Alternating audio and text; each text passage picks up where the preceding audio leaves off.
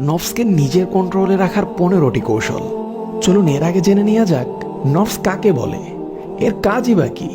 নফস দুই প্রকার, নফসে আম্মারা, নফসে লাউয়ামা।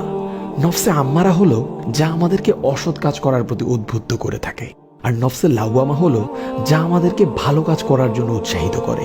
আর সাধারণত আমরা নফস বলতে নফসে আম্মারাকেই বুঝাই, যার কাছে আমরা বিজয়ের তুলনায় পরাজয় বরণে বেশি করে থাকি।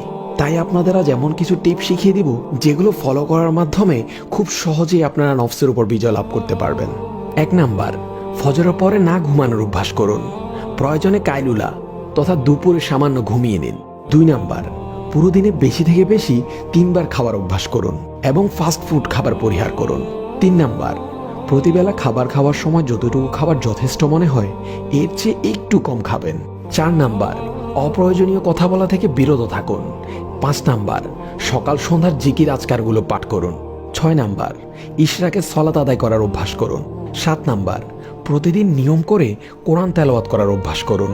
হতে পারে তা কয়েক আয়াত কিংবা 1 পারা, যে কোনো পরিমাণ। 8 নাম্বার, ঘুমের পরিমাণ কমাতে হবে। 9 নাম্বার, ফজরের পরে কিছুক্ষণ ব্যায়ামের অভ্যাস করুন। 10 নাম্বার, দৃষ্টি অবনত রাখুন। না পারলে ওই সকল জায়গায় এড়িয়ে চলুন যেসব জায়গায় ফিতনার আশঙ্কা আছে। 11 নাম্বার, সোশ্যাল মিডিয়া অ্যাক্টিভিটি কমিয়ে ফেলুন। 12 নাম্বার, প্রতিদিন কোরআনের একটি নির্দিষ্ট অংশ মুখস্থ করার টার্গেট নিন।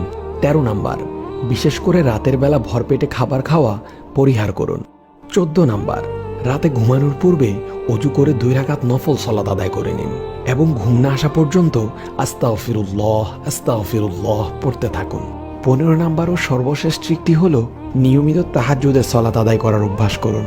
আল্লাহ আমাদের সকলকে নফসের উপর বিজয় লাভ করার তৌফিক দান করুন। আমিন।